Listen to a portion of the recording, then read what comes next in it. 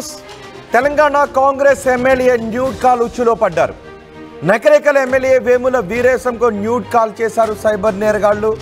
కొన్ని నిమిషాల పాటు స్క్రీన్ రికార్డ్ చేసి డబ్బులు డిమాండ్ చేస్తున్నారు కేటుగాళ్లు. ఆ డిమాండ్కు ఒప్పుకోకపోవడంతో ఆ వీడియోను కొంతమంది కాంగ్రెస్ నేతలకు పంపించారు సైబర్ నేరగాళ్లు. దీంతో పోలీసులకు ఫిర్యాదు చేశారు వేముల వీరేశం ఫిర్యాదుపై మరింత సమాచారం మా ప్రతినిధి అచ్యుత్ అందిస్తారు. నల్గొండ జిల్లా నకరేకల్ ఎమ్మెల్యే వేముల వీరేశంకు రాత్రి సైబర్ నేరగాళ్లు కూడా వీడియో కాల్ చేశారు. న్యూడ్ వీడియో కాల్ చేసి కూడా డబ్బులు డిమాండ్ చేసిన పరిస్థితి ఉంది.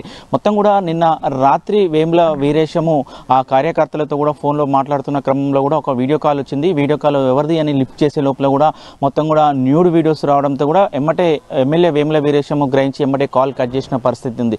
కట్ చేసిన తర్వాత కూడా మళ్ళీ కాల్ చేసి కూడా ఆ డబ్బులు డిమాండ్ చేసిన పరిస్థితి ఉంటుంది. ఎమ్మెల్యే వేముల వీరేష్ని ఆ డబ్బులు డిమాండ్ చేశారు. డబ్బులు డిమాండ్ కూడా స్పందించకపోవడంతో కూడా ఆ ఏదైతే స్క్రీన్ రికార్డు ఆ వీడియో కాల్ లిఫ్ట్ చేయడం ఎమ్మటే అంటే ఒక 2-3 క్షణాలే లిఫ్ట్ చేయడంతో కూడా ఎమ్మటే కట్ చేసిన ఆ స్క్రీన్ షాట్లను కూడా మొత్తం కూడా ఆ అభిమానులకు ఏదైతే వేముల వీరేశము స్పందించకపోతే దానికి సంబంధించిన అభిమానులకు వాళ్లకు పంపినట్టు కూడా సమాచారం ఉంది. మొత్తం కూడా వేముల వీరేశము స్పందించి వెమ్మటే అవాకైన పరిస్థితి కనపడుతుంది. ఎమ్మటే స్పందించి కూడా ఆ సైబర్ క్రైమ్ కూడా కంప్లైంట్ చేసినటువంటి పరిస్థితి. మొత్తం కూడా దీనికి ఆ ఎమ్మెల్యేలకు కూడా సైబర్ నేరగాల నుంచి కూడా బెదిరింపులు తప్పడం లేవని కూడా చెప్పుకోవచ్చు. మొత్తం కూడా ఆ న్యూడ్ వీడియోస్తో సహా అవన్నీ కూడా షేర్ చేస్తామని కూడా చెప్పడంతో మొత్తం కూడా కాంగ్రెస్ పార్టీ అందరికీ కూడా మేము షేర్ చేస్తామని అక్కడి నుంచి ఒకసారి ఫోను కానీ మెసేజ్లు రావడంతో కూడా ఆ ఎమ్మెల్యే వెంటనే స్పందించి సైబర్ క్రైమ్ కూడా కంప్లైంట్ చేసిన పరిస్థితి. ప్రస్తుతం వేముల వీరేశము మీడియాతో మాట్లాడుతున్నారు. ఏం మాట్లాడుతున్నారో చూద్దాం. ఫోన్లు రావటం, వీడియో కాల్స్ రావటం, మెసేజ్లు రావటం, తర్వాత డబ్బులు డిమాండ్ చేయటం అనేటువంటిది జరిగింది. నేను పోలీసు వాళ్ళకి ఎందుకు రిపోర్ట్ చేసినంటే రాష్ట్రంలో ఉండేటువంటి ఏ వ్యక్తికైనా ఇట్లాంటి ఫోన్లు వచ్చినప్పుడు మీరు అప్రమత్తమై రిప్లై ఇవ్వకుండా ఆ ఫోన్ మాట్లాడాలనేటువంటి ఉద్దేశంతో మీరు మాట్లాడుతూ వారు వల విసిరినటువంటి అంశాలలో మీరు తెలిసో తెలియకో అందులోకి వెళ్ళి బాధపడకుండా డబ్బులు పోగొట్టుకోకుండా అప్రమత్తంగా ఉంటూ సంబంధించినటువంటి మీ ఏరియాలో ఉండేటువంటి పోలీసు వాళ్లకు రిపోర్ట్ చేయాలని చెప్పేసి నేను విజ్ఞప్తిస్తాను. రాత్రి నాకు ఫోన్ కాల్ వచ్చి తర్వాత మెసేజ్ వచ్చిన తర్వాత నేను స్థానిక సిఐ గారికి ఈ నెంబర్ని ఫార్వర్డ్ చేసి ఇది ఎవరిది, ఎక్కడి నుంచి వస్తుంది, దీని వెనకాలలో ఉద్దేశాలు ఏంటి అనేటువంటిది నేను కనుక్కున్న తర్వాత ఇది మధ్యప్రదేశ్ నుంచి వస్తుంది, ఈ సైబర్ నేరగాళ్ల పని అని చెప్పినప్పుడు దీన్ని పాయింట్అవుట్ చేయాలి.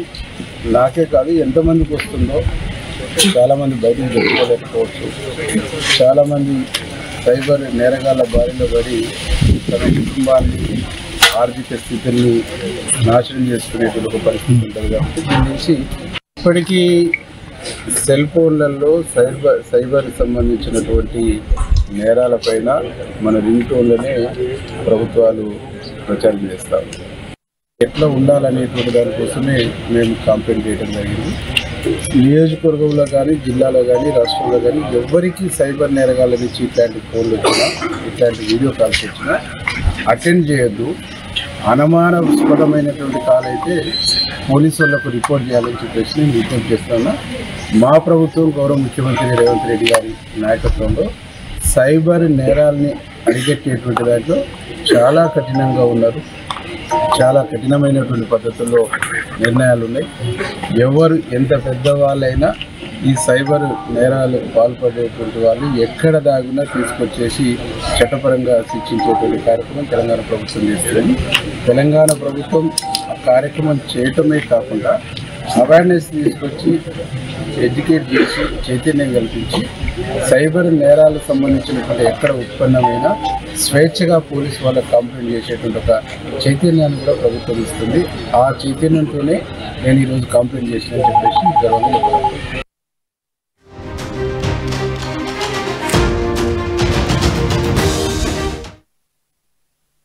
RTV యాప్ వార్తల్ని క్షణాల్లో చదివే అవకాశం ఉంటుంది.